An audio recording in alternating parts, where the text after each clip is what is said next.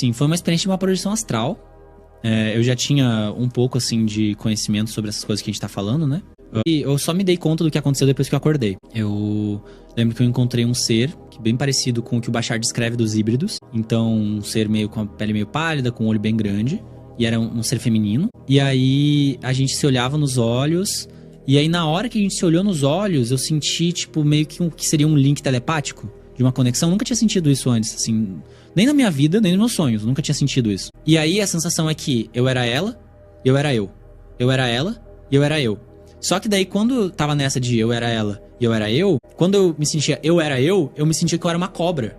Era como se estivesse, tipo, abrindo, assim, a boca, tipo, meio que...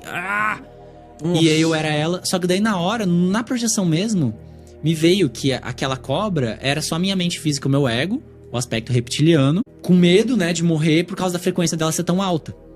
Que isso é uma coisa que o Bashar explica que acontece quando um ser humano sem uma consciência mais expandida entra em contato com um ser extraterrestre de alta vibração, o que pode acontecer é um surto psicótico. Então todos os aspectos inconscientes de medos que a pessoa tem vem tudo pra superfície. Então todo o seu maior medo vem tudo pra superfície. Foi meio que isso que aconteceu, só que no sonho, então foi um pouco mais leve. E aí eu era ela, eu era a cobra, eu era ela, até que chegou um ponto onde, tipo, eu sintonizou. E aí parei de ser a cobra, né, só era eu. E daí a gente caminhou, assim, e tal, num lugar com natureza. E a sensação foi de estar em casa, assim, num nível muito profundo, cara. Tipo, um amor...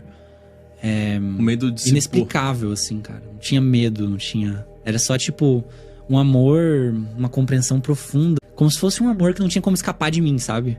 Tipo, tá em casa, em família, assim. Uma coisa que nunca tinha sentido nessa vida, sabe? E como que você induziu essa projeção não astral? Induzi. Foi natural? Foi sincrônico, Mas você tava dormindo? Foi numa noite. Foi natural. Daí eu acordei, anotei, assim, pra não esquecer. E fiquei tipo, nossa, que massa. Porque... E como você sabe que era uma projeção astral e não um sonho? Foi o que eu deduzi, na verdade. Cabe a interpretação. Entendi. Mas é que a minha experiência foi tão nova, sabe? Nunca tinha tido aquela experiência. Foi tipo... Foi muito mais intenso do que um sonho. Foi muito mais intenso do que um sonho. E me trouxe uma sensação que eu nunca tinha sentido na vida física.